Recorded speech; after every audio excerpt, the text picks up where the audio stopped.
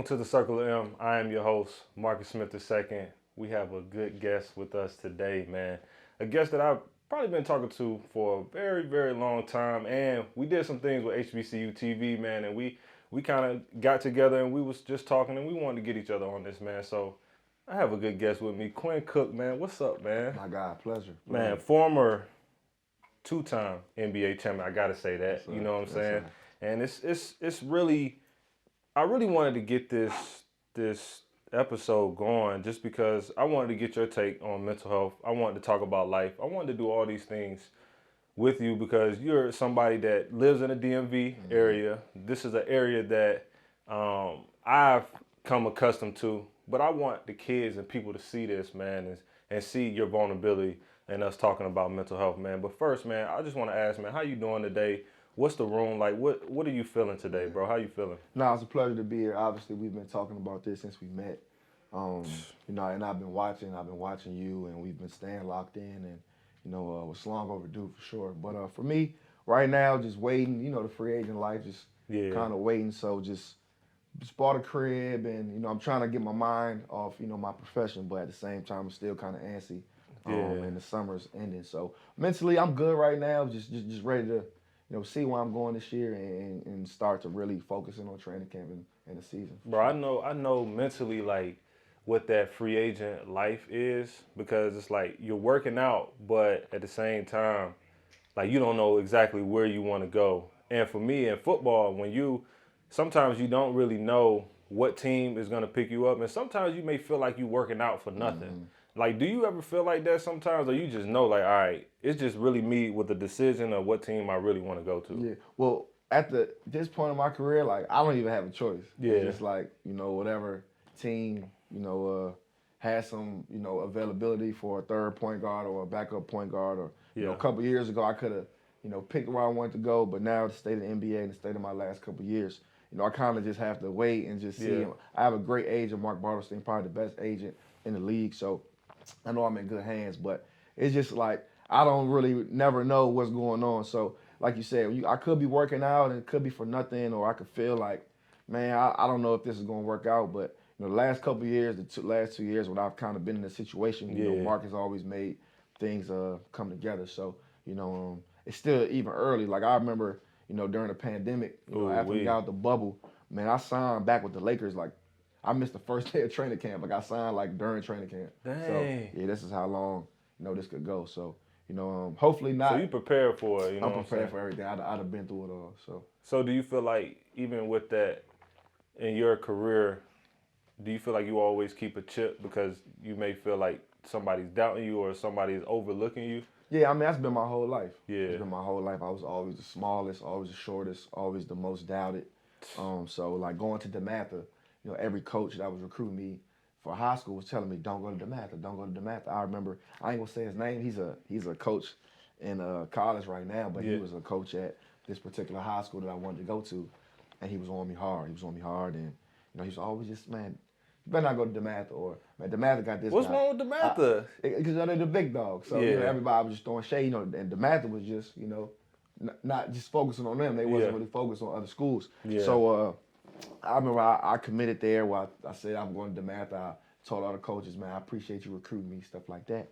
And he was just like, man, you made a mistake. Like, you're not going to play till your junior year. Like, he was just like, be ready. Just putting negativity I'm just like, dang, bro. And I ended up starting my freshman year. And you know what I'm saying? But just stuff like that. It started when I was 13, 12 years old. So I'm used to it at 29 now. Man, that's big. I think for me, man, I didn't know I was going first round at all, but it kind of like hit me, and I was still like finding myself in my position and stuff like that, and I didn't know how the fans would be. And bro, if you go to the Eagles, bro, the fans is like, ridiculous. If you're losing and you ain't doing right, they gonna let you know. For sure. And sometimes I ain't know how to deal with that. Do you ever have that type of feeling when you're dealing with fans, when you're playing in different arenas and things of that nature, or do you have a good sense of like being able to block them out?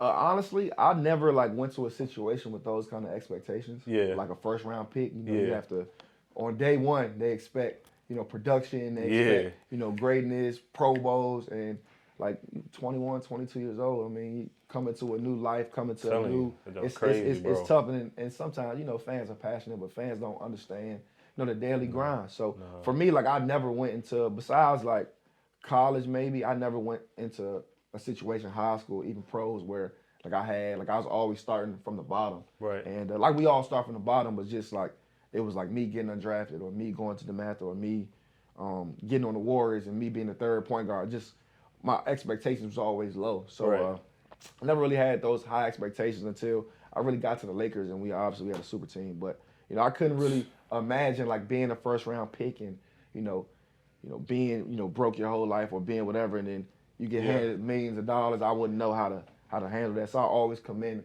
guys who get drafted and get these deals and step right away and be mature. Have production and everything. It takes a lot to have production from a young age. So I commend you for even going through that. Man, I appreciate that. I think in your career and everything that you've done, you keep the chip on your shoulder, and because you had to, quote unquote, get it out the mud, it makes you appreciate, everything, right? And I think, I'm not sure when your father, I want to like jump to your father and you guys' relationship.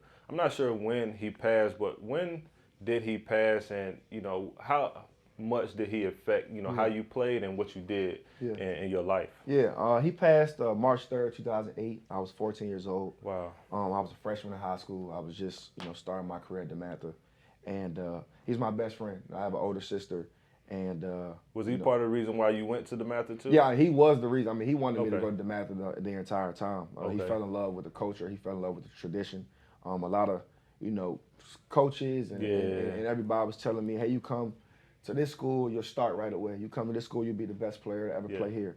And I'll never forget it. My dad was like, if you go to DeMatha, it's not just about you playing varsity right away. It's not about you, doing this, doing that. He was like, he loved the fact that I would play against the best players in the area every day in practice. He didn't care if I played varsity or not. He just wanted me to practice, and he wanted me to embrace the competition. So I kind of kept that in my mind, my entire life. But yeah, I mean, my sister and my mom, like my sister danced and did girl stuff. So my mom, was with my sister a lot.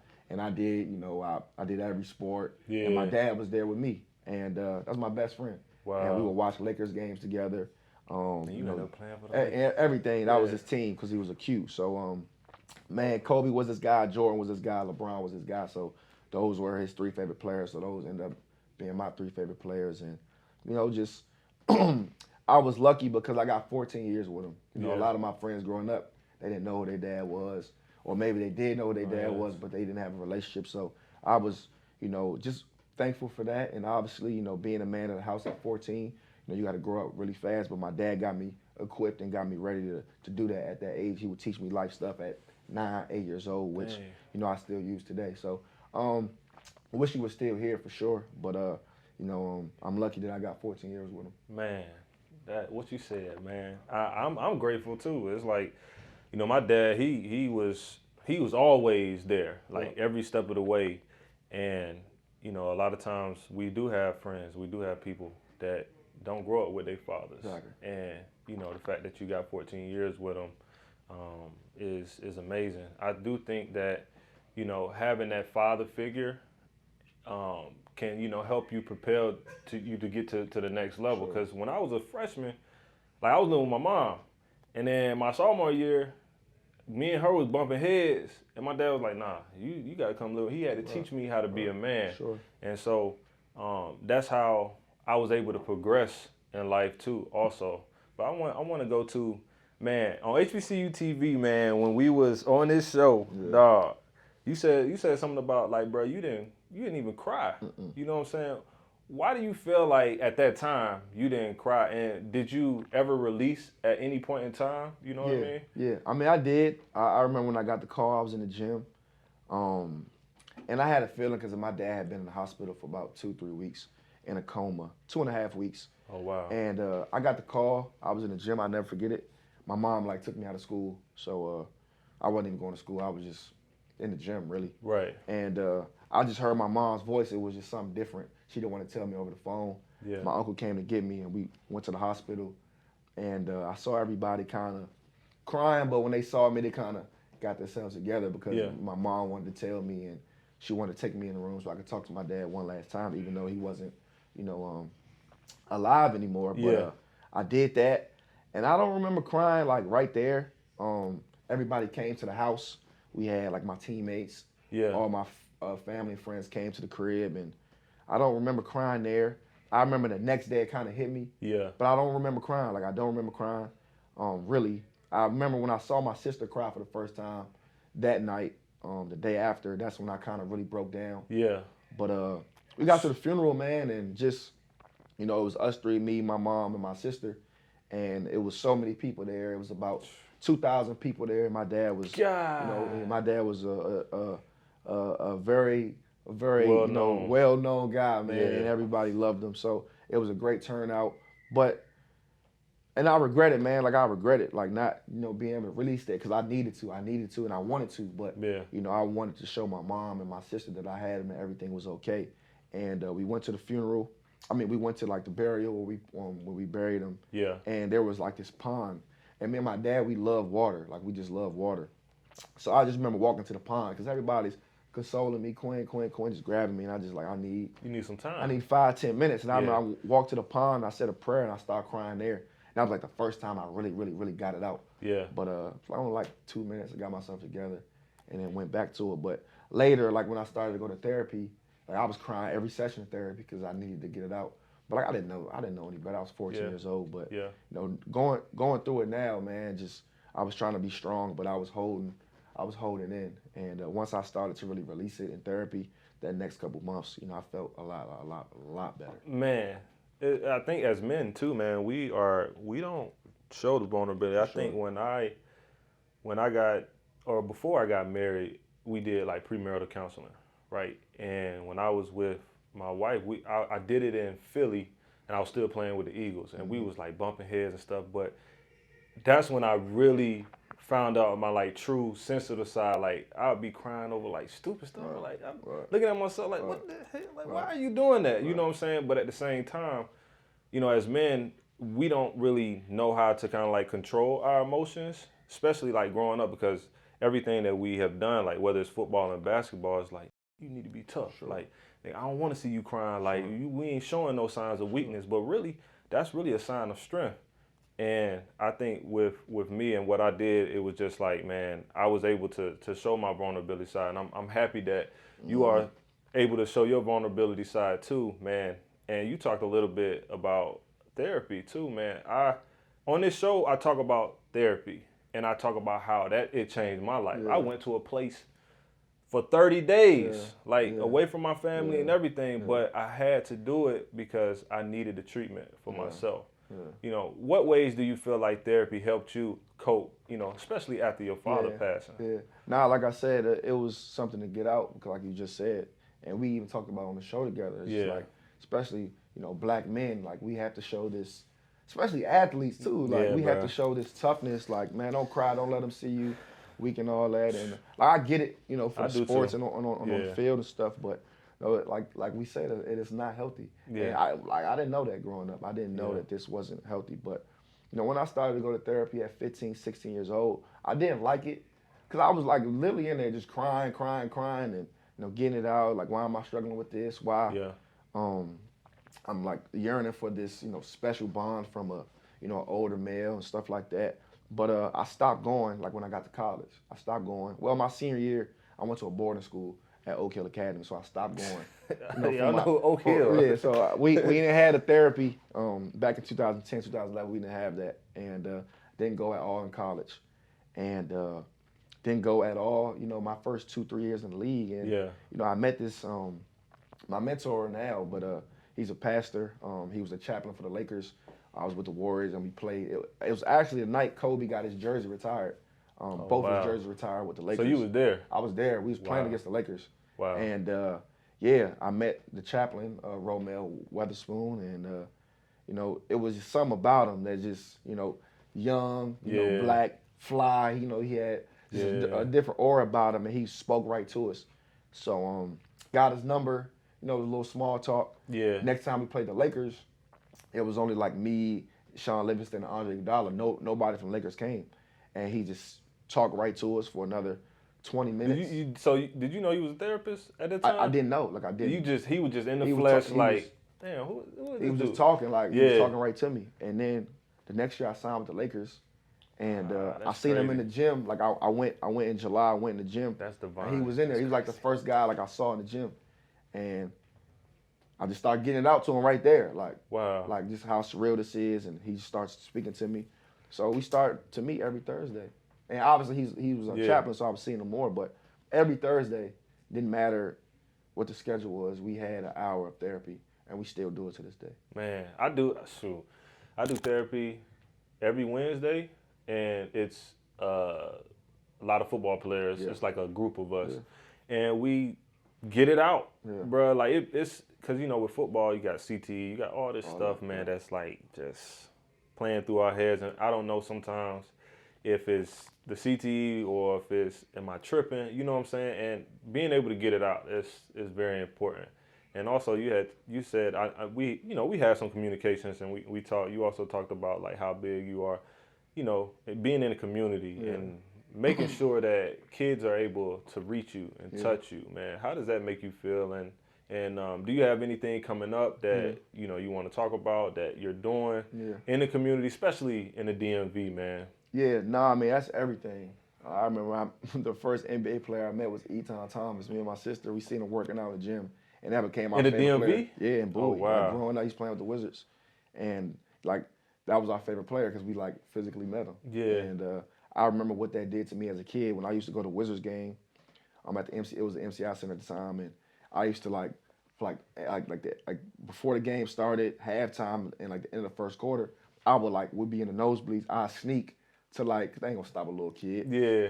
I'll sneak to where the tunnel is so I can shake. Dap him up, yeah. If Chris Whitney, Calbert Chaney, Rod Strickland, Gilden Reyes, if anybody touched my hand it gave me superpowers. Yeah. I'm young. Yeah. But I know what that did to me, as a kid. So for me, I've lived in LA and Atlanta the last 6 years, but I had to move back home because the kids need to see. It's different to see them on the NBA. It's different to see your favorite player on 2K or whatever. But when these kids see you in their local stores, when they see you in their local gyms, and they kind of feel like a connection to you, it does wonders for them. So literally, that's the only reason why I moved back home. Obviously, to be around my family, to be with my mom and sister on an everyday basis. But I moved back here I bought a crib I need to be in this community. And I have a camp every year. It's coming up next week. I do a book bag drive every year. Me and my partner Greg, we're doing a book bag drive with my guy Jimmy Jenkins. Man, we're doing a lot. So it's just so much, but it's not even just the events. It's just on an everyday basis, just to touch another kid. If I can impact another kid, every day or every week, I've done my job. Man, being able to, I remember those times too. It was, I think we had I played AAU. I ain't gonna say I was the best basketball player, but I was on the team. Yeah. I was more of rebounding, the dunking, and all that. Right. And I think we was in Tampa, and the Tampa Bay Bucks. And this is why I'm playing basketball. We was at the Orlando Worldwide Sports. I'm sure you probably played there a couple times. For sure. And we was down there. I seen Keyshawn Johnson, and I remember it felt like it gave me superpower. He dapped me up and stuff like that. So I understand that too. It's hard for me, honestly, because I'm new to the DMV. My wife is from here, and I decided to reside here, and I just like the vibe. It makes me feel like I'm back home in Atlanta. It's kind of like a cross between Atlanta, and that's why I really mess with it so much. So me going back home, I always do the same thing. I try to make sure that they can reach me and they can touch me. Even if they hit me up on social media, I always try to respond and get back to them, man. But man, I wanna ask too, man. You had your father. Did it bring back anything as far as your grandmother too? Because your grandmother had literally just happened. Yeah. We were filming, right? Did it happen after that? The day before. So the day before, you come in, bro. Yeah. And you would have never known. I looked on social media. That's how I found out. Did you go through anything before that? How do you still keep your game face and like deal with, you know, people in your family that you grew up with that are not here anymore. Yeah, nah, I mean that was a tough one. That was a tough one. I know it was, bro. But like, you know, they wouldn't want anything else. Yeah. You know, they wouldn't want you to, you know, stop what you're doing. They wouldn't want you to, you know, give up. I already had obligations to do the show, so yeah. You know, it happened. We filmed on Sunday. It happened Saturday night. I was at Coach K's academy when I got the call, and man, I was crushed. Like I was crushed, but like I had an obligation, and I know she would want, you know, me to keep going and keep living through her, and that was some more motivation. Like I didn't want to get on the plane to come to Atlanta. I didn't want to do anything, but I kept hearing her voice in the back of my mind, like, "Keep going, baby, keep going. You're a superstar. Keep going, keep smiling." So like that whole day, that's all I kept replaying in my head was just keep smiling, keep smiling. Yeah. And then like when we got on set, man, it was just, you know, it was cool. We was having fun. We was vibing. We talked for, you know, an hour in between, and it was good. But like, I ain't gonna sit here and say it wasn't tough. I had it in the back of my mind, and when I didn't know my mom and my sister was coming. Oh, so yeah, I didn't know. Like I didn't. Yeah, that's crazy. Because they were obviously. Were they living there, or they? No, well, my grandma was living in Atlanta, so you know, my mom and sister were with her last days, so they surprised me, and that was cool. That kind of messed me up. Like I had to kind of catch myself like, in between, because like, I seen them in between. You know, I think our second hand when we went to break, so kind of messed me up a little bit, but I had to get it together. But nah, man, I mean, my grandma was my everything. She's my best friend, and she kind of gave me like those morals and those like. I spent every summer with my grandma and my grandfather, so that was tough. But you know, I'm still making her proud. I know she's happy. Man, you remember K. Michelle? She had asked the question. She was like, "Why don't men talk?" Right? Yeah. And I know we kind of like touched on it a little bit on the surface, but I want to ask you like your perspective. Why do you think we don't say nothing? I think it starts when we're young. Yeah. Like, you know, if it was in sports, like if we dealing with something. Yeah, just like, you know, when you're crying, it's like, man, stop crying. You know, like I was taught that from my coaches. I was taught that, you know, from my uncles. I was taught that from my, you know, my big play brothers, big cousins, whatever. Like, man, stop crying. Like, stop acting like a girl. Like, you know, that was just drilled inside us. Yeah. And then, like, for me, like when I talk to my friends, I don't think they know, like, how to express themselves. Like, I don't think they know. I think that's a big, you know big what I'm saying? Too, so, like, it takes guys like us. Like, you know, I know we're leaders. I know we have platforms, and, you know, we have, you know, personalities where we can grab a room. Like, I didn't know you from a can of paint, but when I walked in the wherever we was doing it at, like you was talking to the camera people, you were talking to the hairdresser. It's just like we kind of have that same, you know, gift of gab, and it's just, you know, it takes, you know, people like us to kind of really get that message out there, because I didn't know, like if I would have never went to therapy when I was 14, 15 years old, I probably would have held everything in as well. So it just takes that person to, you know, kind of, you know, spread the message and spread along, and stuff like this, man. You like I know what you going through. Like this is it. This is everything times 10. You doing it. So I think too, like the emotion side of it. Like sometimes I ain't gonna lie, bro. It's like I don't know how to decipher between which emotion that I'm having sometimes, because we really didn't have any emotions. And I say this all the time too, like our ancestors, our grandmothers, you know, grandfathers, they really didn't have time to worry about their mental health. You know what I'm saying? And you go all the way back to slavery. Everybody be, why you want to go back to slavery? But it's real. Like you go back to slavery, right? What we were dealing with, there was no, like they couldn't just come out and be like, oh, hey, I'm dealing with something. You know what I'm saying? And they probably didn't know either. So it's embedded in us and it's passed down to us, and we don't even realize it. Like I found out that, you know, I had an anxiety disorder, I had a depression disorder and PTSD. But when I look at my father, he dealing with the same stuff. You know what I'm saying? Whether he want to acknowledge it or not, hey Pop, I know you're dealing with something, but you know what I'm saying? Whether he want to acknowledge it or not, I always talk to him about it. But if I'm dealing with it, you know, as a man, I be wanting to know, like, dang, Pop, like, you know, how did you get through it? Or if you would have known that you was dealing with it, would you got help? So, you know, I think my perspective on men actually speaking up and saying stuff, it does take us having this conversation and really just speaking about the vulnerability side. And it's not you being weak or anything like that. It's just, man, just say something. Like, so I want to ask, like, does every team like NBA team, do they have a clinician like Now they on do. site? Okay. Yeah, now they do. When I first got in the league, no. Okay. Maybe I want to say like I saw like a drastic change like during COVID. Oh, like man, you know what? That's crazy. Cause I wanted to ask you about that too, being in a bubble. Yeah. What was that like? That was surreal. That was it was a great experience. Yeah. It was something that like it was none of our families were there. Was they got there like 50 days in, like after the first round. But our team, like maybe a couple wives came, a couple of kids came, but our team was so focused and locked in. We kind of just like Bron said, like a 7-10 day period to where like all right, let's have our wives come this time. But like Bron said it from the jump, whoever is the most focused, whoever wants to sacrifice the most, is gonna win. And that was the closest team I've ever been on, like from high school, even college. Like my national championship team in college, we were unbelievably close. But you know how it is in college. It's like we go to class together. Yep. We study hall together. Like we're doing everything together. When you're in pros, it's you got those 3-4 hours with each other. And everybody go their separate way. And you know that. So the best bond is on the road. But like even before COVID, like we were bonding. Like we would go to the movies. We was going out together. We was going out to eat.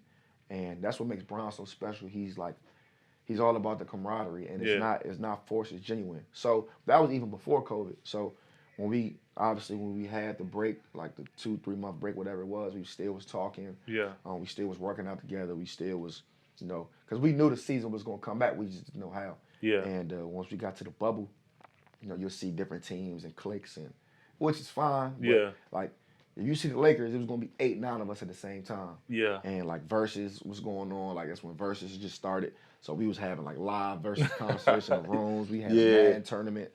We was doing freestyle. We was doing everything. But like no fans. It was no fans. So that was different. And you living in mansions. You living in penthouses. Like you got your people. Like you going home. Besides AD and Bron, like you in this small hotel room, and it's just like it's just surreal. It's just different. But we focused. We locked in. And we had 2 best players in the league that year with AD and Bron, and they got it done. Well, we got it done, and we was in there 96 days.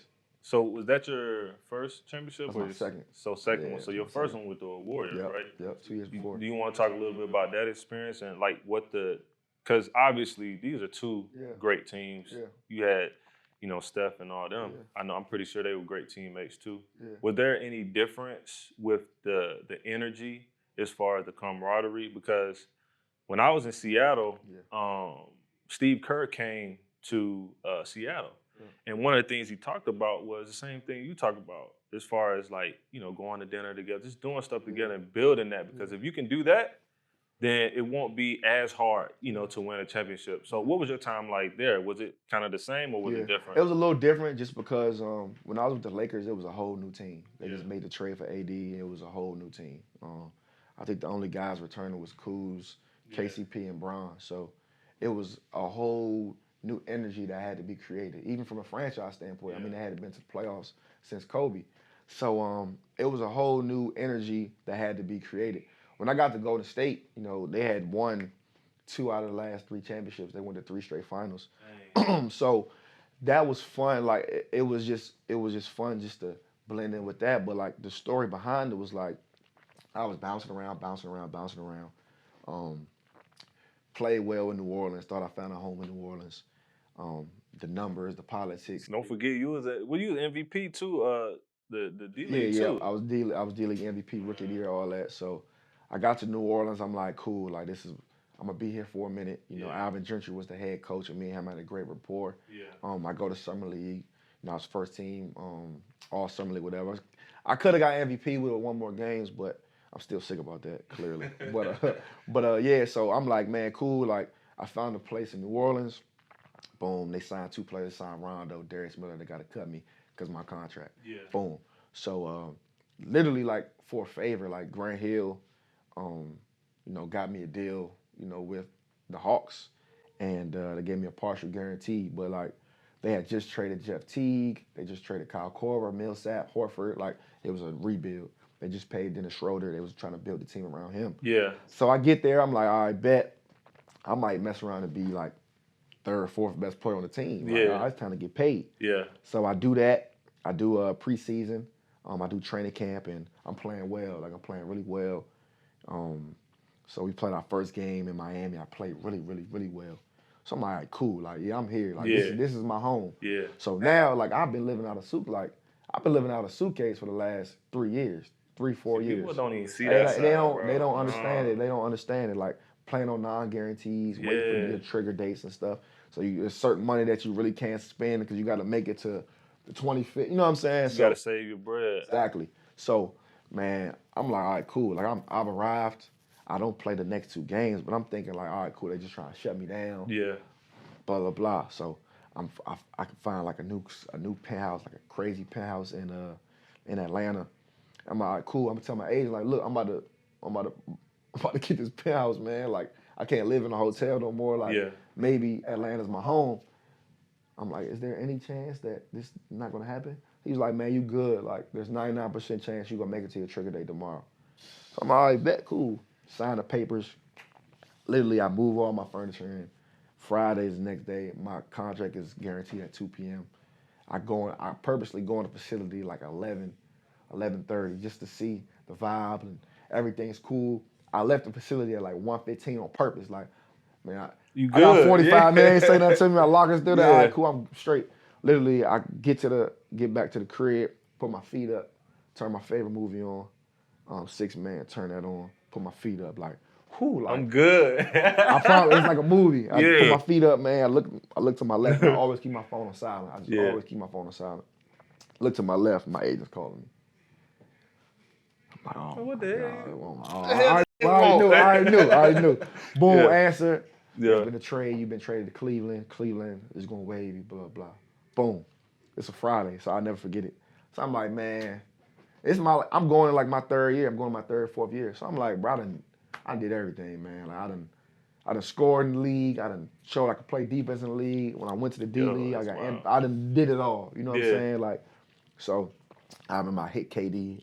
I'm like, bro, like, I don't know what's going on. He was like, man, I was wondering why you ain't played the last 2 games, blah, blah, blah. So I called my older brother, Nolan Smith, my god brother, and I'm fresh. I'm like, bro, like, he was coaching at Duke at the time. Yeah. I'm like, man, I'm going to come just, chill with you this year, man. Yeah. I'm going to explore the world. Like, I can't go back to the D League. Like, I don't want to go overseas yet. I'm not, mature enough to go live, by myself. And I done made a little money, so I don't really need the bread right now. I'm going to just, he's like, man, just go to sleep. Yeah. Like, man, go to sleep. I need fresh air right now. Call me in the morning. That's what he said. So I'm up all night. I'm playing the game all night, man. I'm in a different world. Like, man, forget this, man. Like, I done did it all. Like, go to sleep, man. I wake up at like 2 p.m. I had like 8, 9 missed calls from Steve Kerr. So I'm like, he called you 9 times. They called me like 9 times. Bob Myers, my agent. To get you in there. So I had like 20 missed calls. But I say that to say it's like the second I like lost my faith, like I went undrafted. I've been cut when I was way better than players they kept. And the moment, like anytime I got cut, all right, whatever, I'll be right back. Or whatever, I gotta get better. But I always had like this bounce back mentality. The first time I kind of, lost my faith, God reminded me. And it's crazy because Atlanta was the worst team in the league that year. Like, they probably won like 16, 17 games. So I got cut by the worst team in the league, and I got signed by the best. And after that, like I was ready for the moment. Steph got hurt a couple times. I scored 20, 30 points. I remember. Played a big role in the playoffs that year. We ended up winning the chip. So, it was just like God, like, had to put me through that. Yeah. He had to put me through that, and, I appreciated it.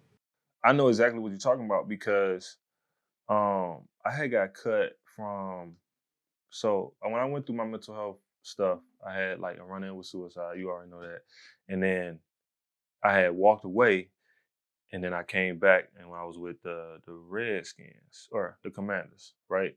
And then after that, I had got signed with them, but then I got cut the following year in camp.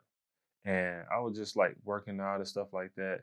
And every time, bro, I would get my foot off the gas, somebody calling and like want me on a plane like in 2 days to work out. Oh, we need to see you. You need to be doing this. And I'm like, dang, man, as soon as I did that, it was like God was like, bro, you need to stay on your stuff, and I got you. You know what I'm saying? So in your situation, I can go into the question with that.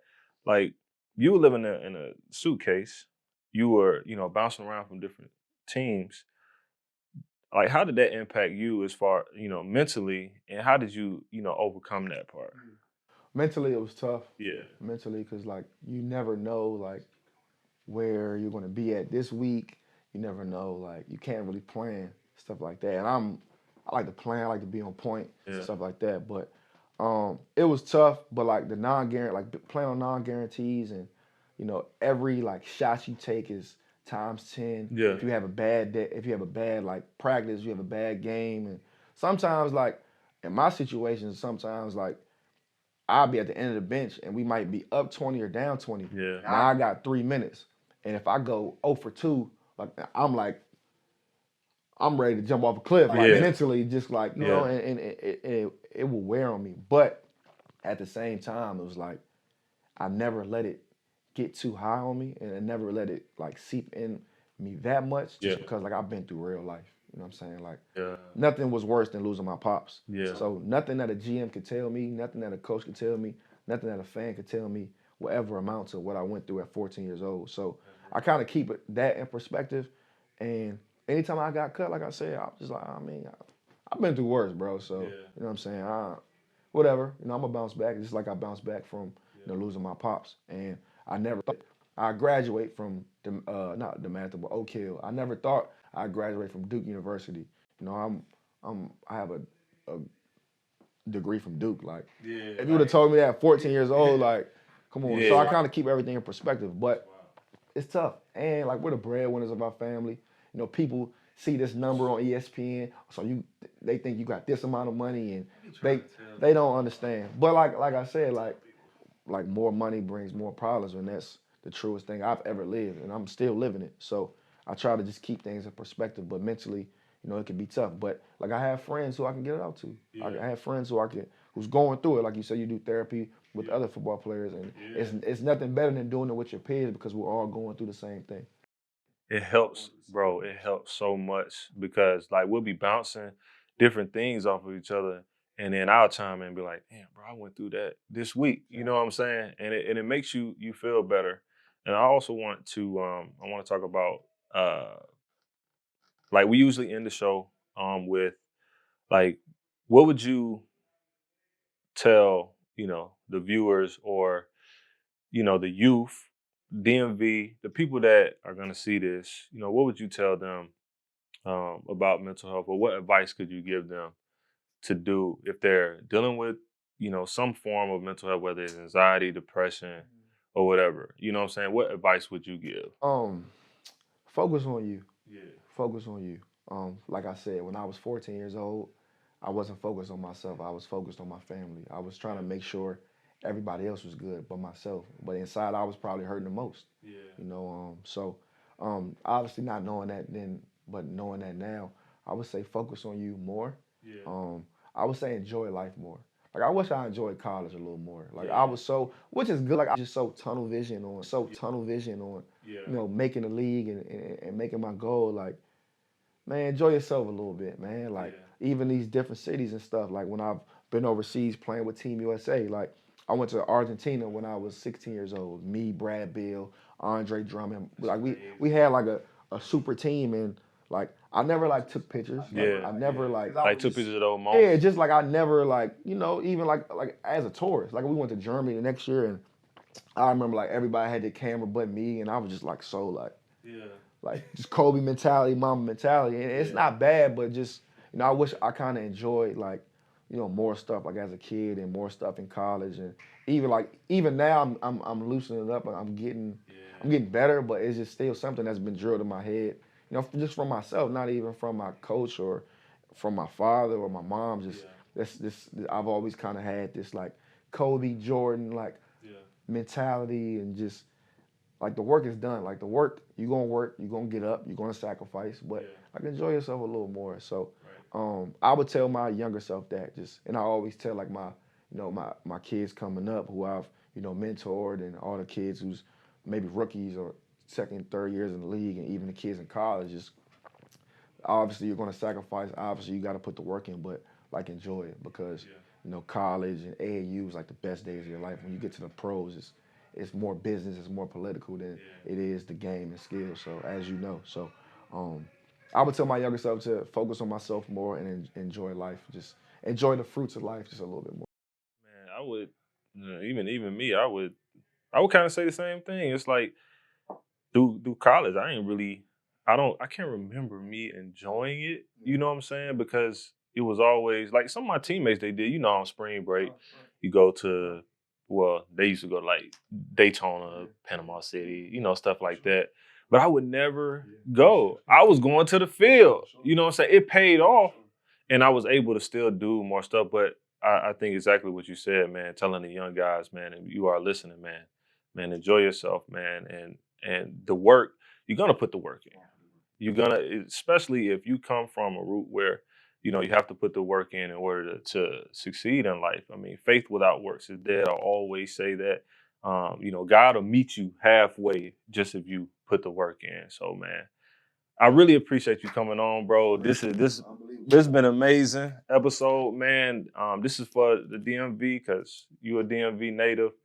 And man, I really want the kids really to take heed to your story and what you already doing. And man, I wish you nothing but the best. Thank you. And I hope Even everything before you finish, bro, just you know, you taught me a lot, even from the first day, and how courageous you are and what you're doing. that, It's bigger than just having a show. It's bigger than having a platform. Like the stuff we were talking about off camera. It's like you gave me motivation to really get my hands dirty and really get in the community and get into the streets because, like I know you know what you've been through. You just everything, family. We talked about family. We're not going to discuss on here, but family, just everything we go through. And you were speaking right to me, bro. Like, so, please keep being a voice, man. Please keep being a voice. Please, stay courageous like you always would tell me. Stay, because like I'm following your lead, bro. Like you could think, you're just leading a certain amount, but like I watch your page every day, bro. Like anytime I get kind of, what's going on, or I kind of get, start to question certain things, I literally like look at your page. Like I have certain people who just gives me motivation. So you're a big motivation, bro. I feel like I've known you forever, bro. And we locked in, but like since I met you, bro, like you've done a lot for me. So thank you for this, bro. Thank you for just being there and. Appreciate that. That's huge, man. I appreciate that, man. I thank you for, coming to the Circle of M, stepping into our circle today. Quinn Cook decided to step into the Circle of M circle, so I appreciate you. And shoot, man, we out till the next one.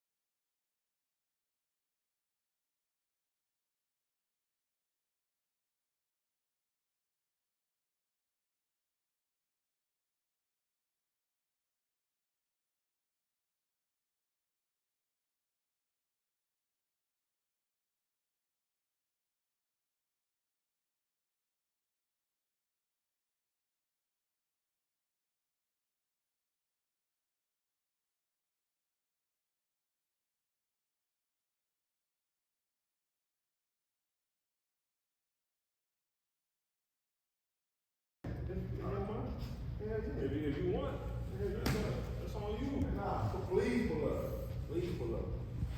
Please.